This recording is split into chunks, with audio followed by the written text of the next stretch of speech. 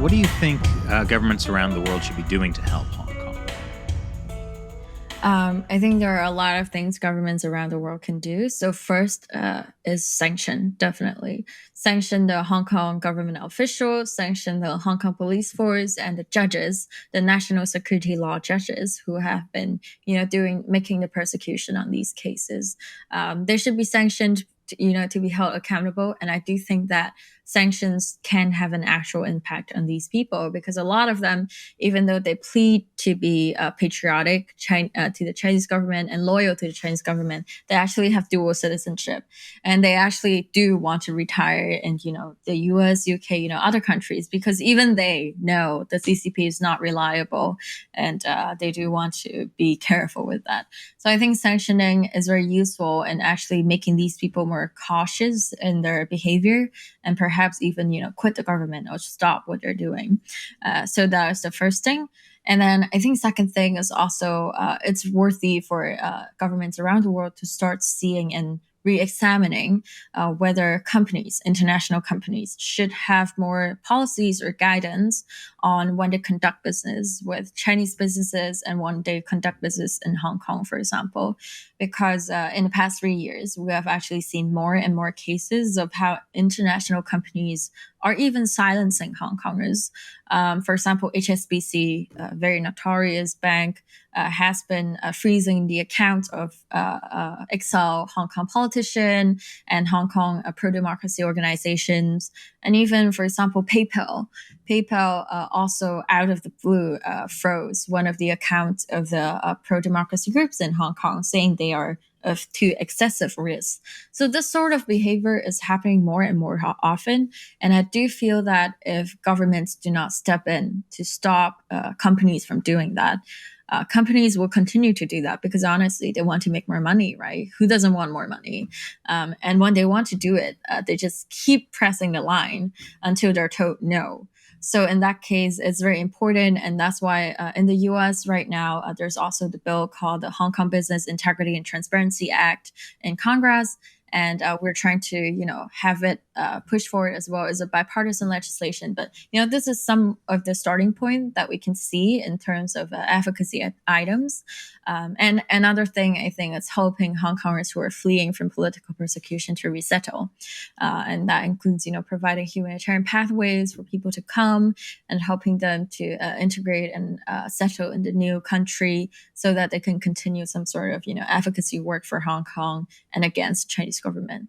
But, last but not least, I think in general, we see that a lot of governments from around the world are still trying to have some sort of diplomatic discussion with China to leave that door open.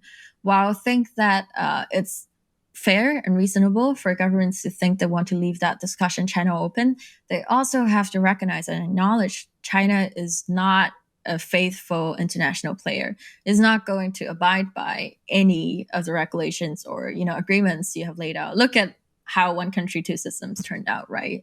So there are more evidence than enough to say that China is not trustworthy and it's not a global player. So I really urge that when global governments, make their plans, they have to realize that they cannot think that, China is going to change, China is going to be democratized. No, it's a fairy tale. It's not going to happen.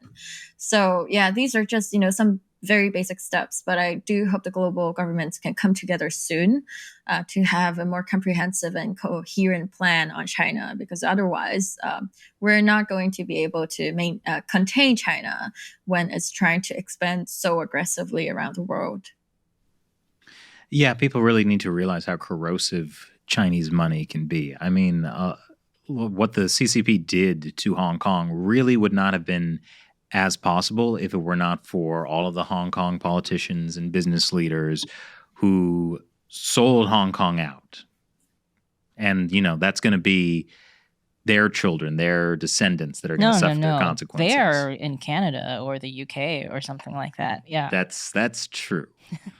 That's true. Where are Carrie Lam's kids right now? I think she's got family in the UK, right? That's where. Yeah, she has. Well, I hope everyone in the UK can say a very special hello. I am not advocating violence of any kind. That didn't sound very good, Chris. Special hellos. Well, Carrie Lam actually got sanctioned by the U.S. Yeah, Remember? she had she couldn't get. She was only getting paid in cash, or like little home was Yes. filled with cash. Yeah. I have Poor no Carrie idea how Lam. she's handling the cash. Yeah. But no, Yeah. I'm not sympathizing with her. I mean, I always like Carrie Lam. That's why, we've got this Lego figurine of her behind us. Oh, Really? It's not Lego. It's Uncle Plastic. Yes. Like, it was this Hong Kong company that made these like kind of Lego-ish plastic figurines of like the protest movement. Yeah.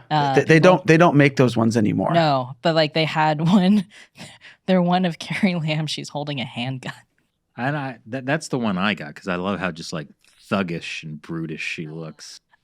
So maybe one more question before we go. What can just like ordinary people outside of Hong Kong do to help Hong Kong? Like people watching this show right now. Yeah, because we talked about governments, but we have a pretty wide viewership, and they always feel like they would like to do something to help. Well, I already said they can say a special hello to Carrie Lam's family. Other than that, Yeah. What can people do? Yeah, a special hello to the HAETO and the Hong Kong government organized events as well is very important. We have been trying to protest at those events, but I think in general there are actually a lot of things each and every one of you can do. First one is boycott Chinese goods. There are a lot of Chinese goods that are made with forced labor, and every time you're paying for a Chinese good, you're actually paying for the regime to sustain the regime and giving them the power to continue with their expansion and continue with their violence waged on its people.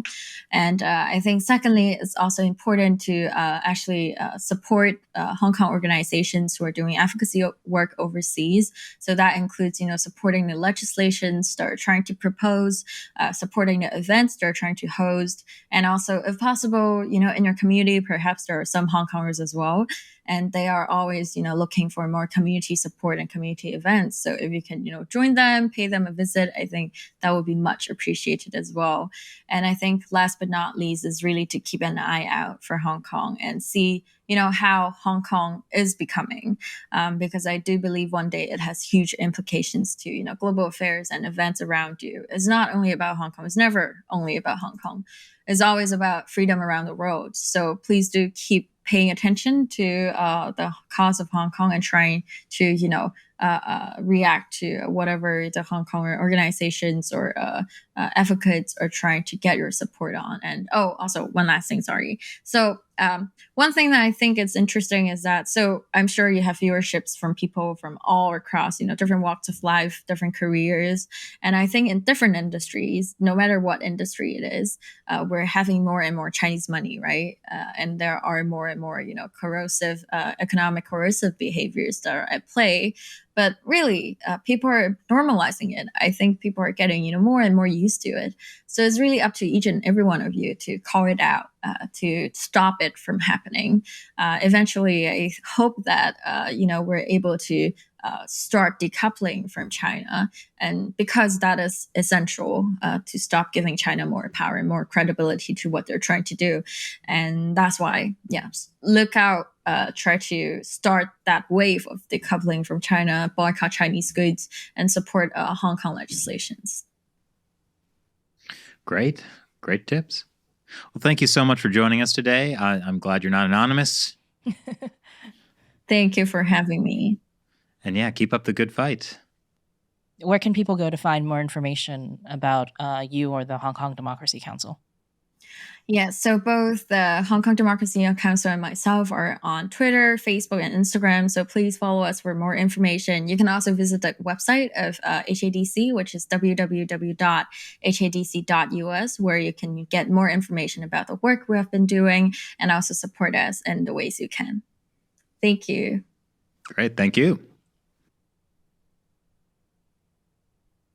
Wow, I mean, it's always really something to kind of go back and reminisce about our times in Hong Kong. And it's really, the city really, it's shut up, Shelley, you're crying, I'm not crying.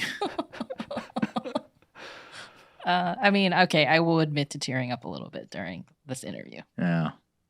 I really only teared up during the protest when I didn't have my mask on. That's where you went with it. Yeah. Yeah, because I suppress my emotions, Shelley. I do remember seeing some guy. This was when we were back in October, where there was like a lot more tear gas, and some protesters just like walking along without a mask, without anything, and just like a towel around his neck. I'm immune now. And he just like the tear gas started going off, and he kind of just like put the towel over his nose and was like, "Cool." Those were times. They were times. Mhm. Well, I was going to go back to something that Anna Kwok said about what people could do, or about the CCP, and specifically talking about, Chinese money, and in your own industry, kind of keeping an eye out for whether Chinese money is coming in. And when we started China Uncensored, I did not work on China Uncensored for full time for many years. I was working as a copywriter in an ad agency. Because we had no money. And I remember very clearly that there was a time when the parent company of my ad agency was thinking of going into China.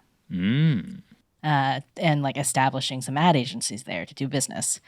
And I actually went to the CEO, not even of my own company, but like of the larger group of companies above my ad agency, and gave him like a very like impassioned speech about why they should not go into China and establish an ad agency. And the reason they were thinking about doing it is because there were American companies in China who wanted to do business with American ad agencies, because they were finding like the local Chinese ad agencies, they didn't like working with them. So they wanted American ad agencies to come in and establish agencies there so they could work with an American company. And I was explaining to him many reasons why they should not go into China. Also, this was healthcare related, pharmaceuticals related. So I was telling him about, everything from like the pharmaceutical scams and the vaccine, the things that were happening in China, where it was like fake vaccines and like all of these quality control issues, and how it could be very dangerous for a company to go into China and get involved if they didn't know what they were getting into. And in the end, the group of ad agencies that my agency was part of did not go into China. I think there were some business reasons where it seemed like it wasn't a good fit for them. But I also hope that my it was a Shelley reason. This had some effect on this. And shortly after that, Bristol Myers Squibb, the big British pharmaceutical company, got in a lot of trouble in China for bribing Chinese officials. Do you remember this? It was like a big scandal. And this was right after they had made the decision not to go into China. Very good. Because it was like, I talked to him twice, and like about a year apart. And the second time he was like, we've decided to not go. Well, maybe you helped that company dodge a bullet, Shelley. I'd like to think so.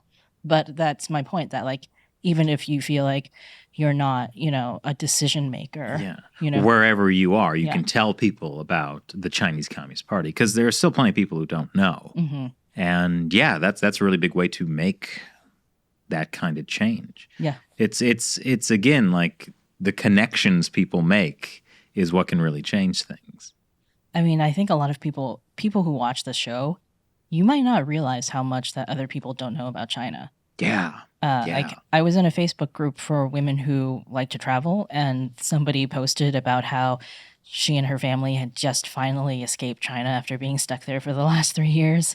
And she's like, we're in Paris now and it's great. And there are just so many comments under that post being like, why did you have to escape China?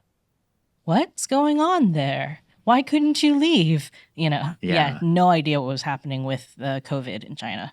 Yeah. So, I mean, that's a big reason why we started the China Unscripted podcast, so we can get people like Anna on to essentially talk to you so you can spread the message even further. Amplification. There we go. Yeah. So that is an important thing about what you guys can do, not just for this, but all of our episodes, because we get that as question a lot.